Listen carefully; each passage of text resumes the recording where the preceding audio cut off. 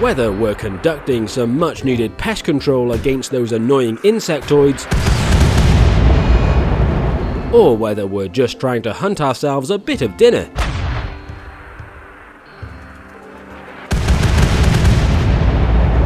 It seems that anti-grain warheads are truly indisposable when it comes to turning living targets into a fine pink mist. But after personally killing about 10,000 people with these things, I think it's about time that I upgraded my firepower so that I can access something with just a little bit more destructive potential. The Nukes mod allows your colonists to choose from 4 different types of nuclear warheads. These particular weapons of mass destruction are easy to assemble flat pack IKEA nukes, so you will only need to access a machining workbench and a small amount of uranium and steel to begin producing your very own homemade nuclear arsenal. With some small nukes at the ready, I wasted no time setting up an IED towards the entrance to my base, so that we might test our fancy new weapon at a relatively safe distance from the colony. Once the first IED was complete, I was a bit surprised by how small the blast diameter was. I could swear that it was even smaller than the blast diameter on an anti-grain warhead. And as I chucked together a single anti-grain IED, this gave us clear visual confirmation of my suspicions. In some half-baked protest against the upcoming nuclear tests, a gaggle of mutant furry snowflakes had broken onto my property. In order to hopefully convince these protesters into contributing towards our experiment, I sent in one of my furry slaves to go deal with his inbred cousins. While he didn't quite manage to calm them down, he did draw their wargs into triggering our first nuke detonation, the result of which was pretty good. It looks like this nuke was one of those rare reusable nukes you hear about from time to time. While the small nuke killed absolutely everybody who was unlucky enough to be caught in its small blast radius, the radiation damage effects advertised in the mod description seem to be entirely absent from our enemy's health stats. With that annoying protest finally taken care of, I detonated my free tactical nuke alongside an anti-grain IED.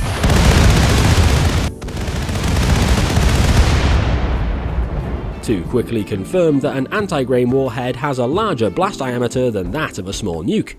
I still couldn't figure out why these small nukes hadn't produced any radioactive fallout upon detonating. So I decided to continue our detonation tests on some travelers, who had showed up on the borders of our territory without any sort of invitation. As they started to approach our base, I decided that this was a great opportunity to see how our small nukes perform when they are fired as artillery shells. With our unwanted guests moving slowly along a predictable approach path towards our base, this would make it fairly easy to lead the enemy column so that we might strike them in their center mass. As Vadim fired the big gun,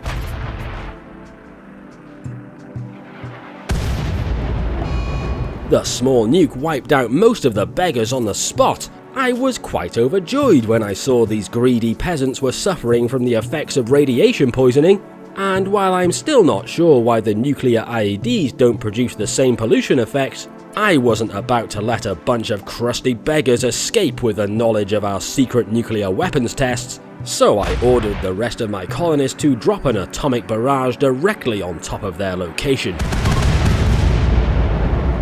The resulting glassing and nuclear fallout had made this place look just a little bit like the glowing sea.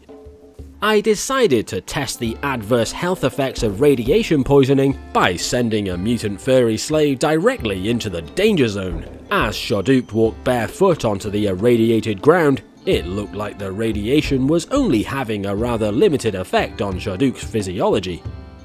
So in order to expose him to a much higher dose of radiation, I ordered Shaduk to take his place in this unshakable pico-machinery bunker, and as Vadim sent a small nuke in Shaduk's general direction, the first shot fell short of the bunker. Considering Vadim's accuracy problems, I decided to simply fire as many small nukes as was possible at the time. As our big guns fired off their payload, the test area was bathed in deadly radioactive particles, which left Shaduk feeling a little bit under the weather. While the pico-machinery walls of the bunker had barely taken a scratch from all those nuke detonations, the radiation released by the bombs had no problem finding its way into the bunker, giving Shaduk a fairly severe case of radiation poisoning. As the night rolled in, it looked like a sizable trade caravan had decided to visit our base. Considering what happened to the last group of people to pay us a visit, I have no idea why they would choose to hang around. But seeing as their guard was down, I decided to expand our nuclear tests by constructing the rest of the nukes made available through the mod. And with these homemade nukes being so easy to assemble, it wasn't long before we had ourselves an impressive nuclear arsenal. With the traders still loitering about and generally taking up too much room on the dock, I chose to lure them away by placing a trading spot in the middle of the glowing sea. As the unwelcome traders headed off towards the northwest, I decided against using the dirty nuclear bombs on my home map, just in case the excessive radiation could harm the rest of my colony. Instead, I decided to fire a single large nuclear warhead directly on top of where they were gathered. As the shell dropped on target, it looked like the heat of the blast had reduced these traders to their base elements. The polluted area from a single large nuke was huge and rather impressive, and seeing as Shaduk wasn't quite dead yet, I sent him back into the pico-machinery bunker so we could conduct some additional tests. After aiming the large nuke to land just in front of the target, I noticed the firing was a bit delayed, and for some mysterious reason, Vadim looked to be throwing up all over the place. As the shot was sent downrange, the large nuclear shell found its mark, and while the building easily withstood the large nuclear blast, Shaduk had finally succumbed to radiation sickness. Despite being a former member of Void Faction, Vadim was still looking a bit under the weather, as were the rest of my guys throughout the colony. Literally every member of my colony had been quite badly poisoned by the large nuclear detonations. Not even the local wildlife could be saved from the deadly after effects of our noble scientific pursuits. It was only later that night when I checked on their stats that I noticed something a bit odd. After only a few hours of being exposed to several nuke detonations, all of that nasty radiation sickness seemed to have cleared up by itself. While this didn't seem very realistic, this would make it a bit easier for our colonists to defend our base from an incoming protest mob of mutant furries. With the protesters streaming through the bottleneck and heading towards the glowing sea, I wasted no time waking my colonists so they could make their way directly to the transport pods. I had Vadim man the big gun, as this raid provided us with a brilliant opportunity to test the effectiveness of a large nuclear warhead against a widely dispersed moving target. As the transport pods ascended to the sky, the large nuke landed directly on target. And as our troops landed to the west of the base, they blocked off the entire western border of the map, effectively denying any path for our enemy's retreat. Without any hesitation, our colonists charged over the freshly irradiated ground to gun down the last of the mutant furry invaders. I was surprised to see a few survivors lingering on the edge of the battlefield. And although we had managed to glance the dining room with our own nuclear test, with 3 enslaved furries at our disposal, we could continue our nuke detonation tests while also reducing our own colonist exposure to lethal levels of radioactive fallout. Even though I only had 1 resurrection serum, I decided that it would be quite funny to bring Shaduk back from the dead. I sent Vadim to jab at his corpse with the resurrection serum, and while it did bring Shaduk back to life, a particularly nasty case of resurrection sickness would leave him bedridden for the time being. But that didn't mean we couldn't play with the rest of our collection of mutant furries, so I decided to send Fire to be the observer for our first long-range nuclear strike test on a colony of fire-breathing impids. They dropped into some crumbling ruins, which was surely enough cover to save them from any stray nuclear blasts. After recently installing the large enemy bases mod, these feeble peasants have upgraded their base with layers of spike pit traps and sandbags. If we want to show those peace-loving tribals the true meaning of civilization, then we will have to take those nuclear artillery shells we made in our shed and fire them directly onto their decrepit shantytown. The Vanilla Furniture Expanded security mod gives you these sweet artillery pieces that can target other maps. They seem to fire like a normal mortar, but then your shells fly off the edge of your home map, where they proceed to make their way over the world map as they make their way to the enemy base.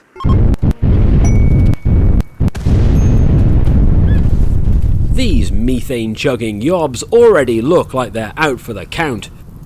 When I checked their stats, it looked like they already had some pretty bad radiation poisoning.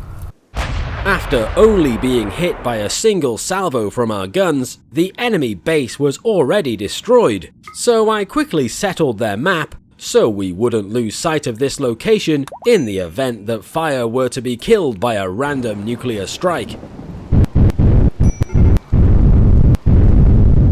The visual spectacle of 10 simultaneous large nuke detonations was truly a sight to behold. And while I might have joked about the ruins saving fire from a stray nuke blast, by the looks of things those ruined walls had actually managed to save their life. Over half of the buildings in the enemy colony had collapsed, and they had also started to catch on fire, with comatose impids littering the ground. Even those who tried to take cover in the buildings had been downed by lethal levels of radiation. As the third salvo struck the map,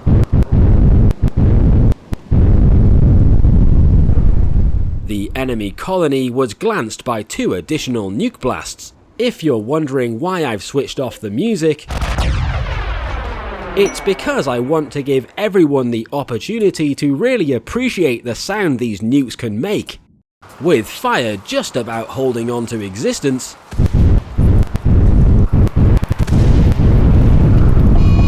a nuke landed inside of the enemy colony. Despite enduring horrendous levels of radiation sickness, the abhuman inhabitants of the settlements were just about hanging in there still.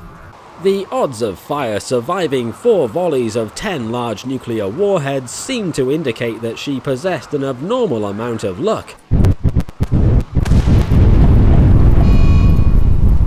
Although the same could not be said for the impids, as a final direct hit on their colony had finished them off for good. I ordered an end to the barrage of nukes, but there was still one last salvo headed downrange. As the nukes slammed into the ruined colony,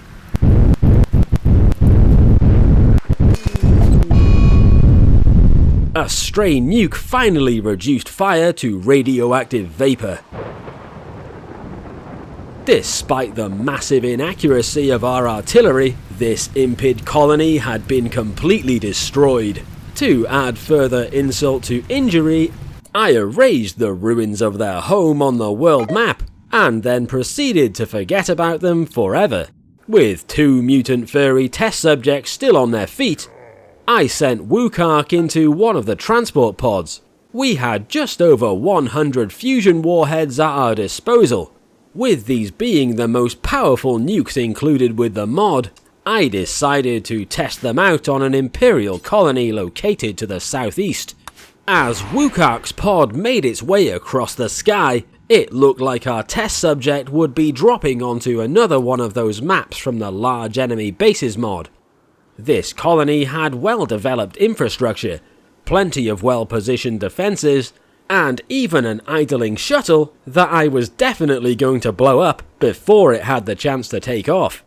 I decided that detonating 10 of the largest nuclear warheads on the enemy settlement was our only course of action. At the time, it seemed as if Wukark would be safe if they just stood next to some hard cover, but as our gunners fired their nuclear payload, Wukark bore witness to the power of 10 fusion bombs. In fact, he bore witness to those fusion bombs so hard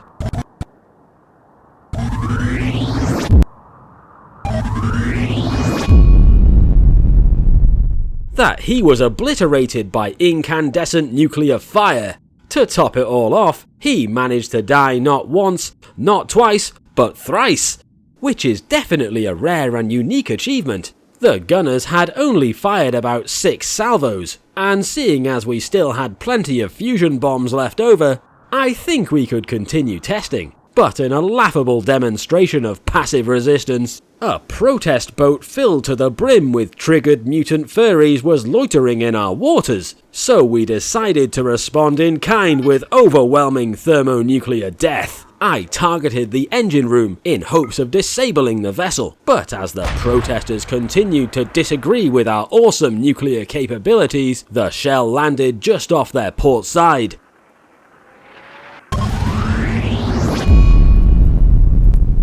Completely annihilating the ship and all of its unwashed passengers. From this quick test, we can see how all of our colonists have already been poisoned by the fallout from just a single fusion detonation. Despite the detonation being quite a distance away, it seems that these fusion bombs are a lot more dangerous than the other nukes. I started to wonder if Shaduk and the other furries were up to the task of observing these gigantic nuclear detonations. Maybe it was about time we sent in someone who was a little bit more formidable. Then maybe they would be able to stand up to all of that radiation poisoning just a little bit better. I let my gunners have the night off so that they could get some sleep and heal their radiation sickness with astonishing quickness. Just as our colonists were trying to enjoy their breakfast in the bombed out and slightly irradiated dining room, it seemed that a nearby psychic resonator had been activated, bringing much irritation to our colonists. It was located only just to the north of our base, so I decided to send in Vadim. As an ex-Void faction member, Vadim can most likely withstand more radiation than your average colonist, which should make him the ideal observer for our next nuclear test. I sent Vadim to the north in one of our transport pods, as this is a great opportunity to see if our fusion bombs can be used to neutralize a small concealed target. The psychic resonator itself was guarded by a herd of manhunting gazelles. As the stampede charged towards Vadim, his suppressing fire proved laughable, and as this hardened Void member legged it from some gazelles, I called up the gunners as they loitered about our base, so we could send in some much needed supporting fire. With the big guns loaded, I had only to target the location just to the north of our base. Things were starting to get pretty hectic for Vadim. By the time our gunners had fired and their shells were on their way to the north, Vadim had already managed to do one lap of the entire map. As the gazelles finally closed in, I ordered Vadim to take cover in a cave.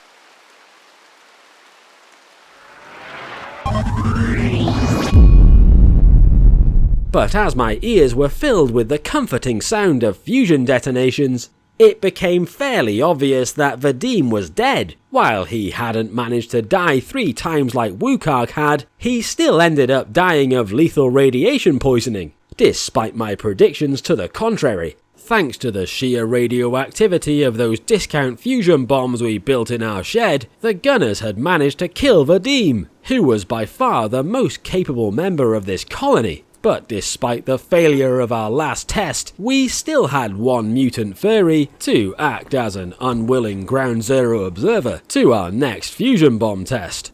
Once he was loaded into a pod, I sent him to drop onto another Imperial settlement. After landing at the edge of the map, I ordered him to take cover inside of an abandoned building, but as soon as he could find a decent hiding place, he found himself subjected to a barrage of rocket artillery. Luckily for Barorish, these were just smoke shells, and so they were completely harmless. I really don't know why the smoke forms in these weird angular shapes.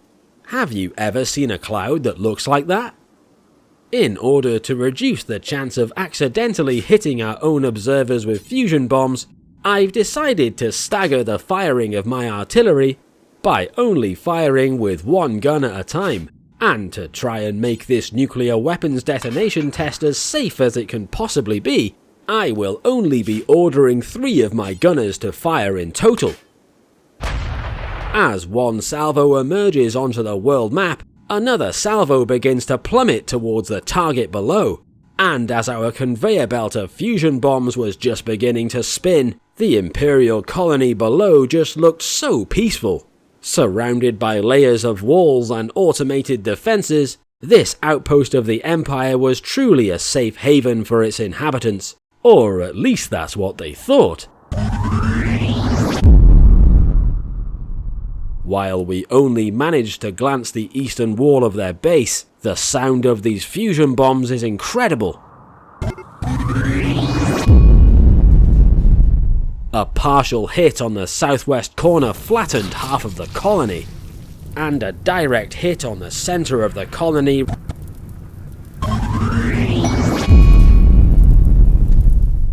reduced what was left of their homes to ash. While a number of fire foam poppers had triggered in the north end of the colony, it would take more than a dousing of fire foam to stand up to all that deadly radiation. After 4 salvos, the center of the map had been converted into a radioactive wasteland, and the enemy base was already destroyed.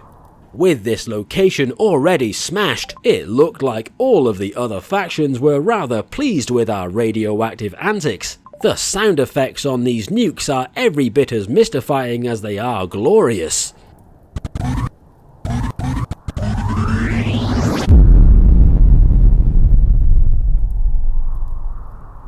When I checked up on Barorish, I was quite surprised to see that he was still standing upright.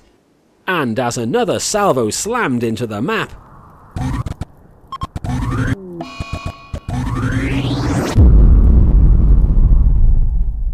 I noticed that there seemed to be multiple nuclear detonations that were repeatedly occurring in the southwest corner of the map.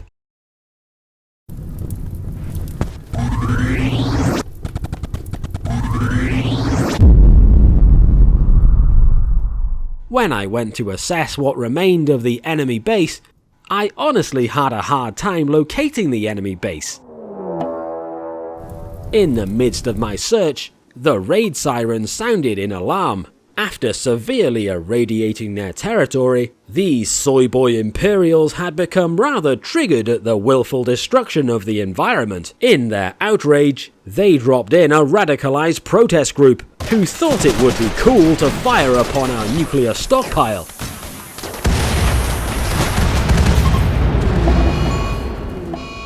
As our entire dock was consumed by dozens of fusion bomb detonations, over half of my colonists were wiped from existence forever. While we were fortunate that the munitions inside of our warehouses had not also detonated, the last salvo of nukes was still en route to their target.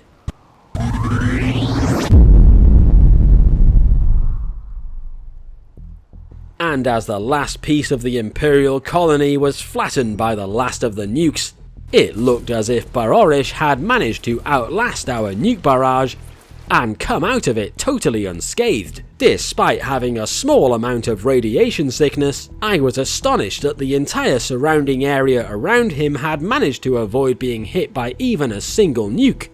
Back at the base, my few surviving colonists rushed to put out fires. Considering that there is now a gigantic crater where I used to keep my artillery, I think our nuclear tests will sadly have to be postponed until further notice. I think we should appreciate just how close we came in that instant to losing the entire base. But no matter how many of our colonists have to die in the name of building a better bomb, we can always recruit more colonists, and we can always rebuild our base. Which is coincidentally exactly what I need to do now. If you enjoyed this episode of the Explosion Factory, then please don't forget to like this video, as this is just the first episode in a series where I highlight different mods and demonstrate how we can use those mods to bring death to those who displease us. So if that sounds like your sort of content, then please don't forget to subscribe, as I have plenty of ideas for videos just like this in the near future.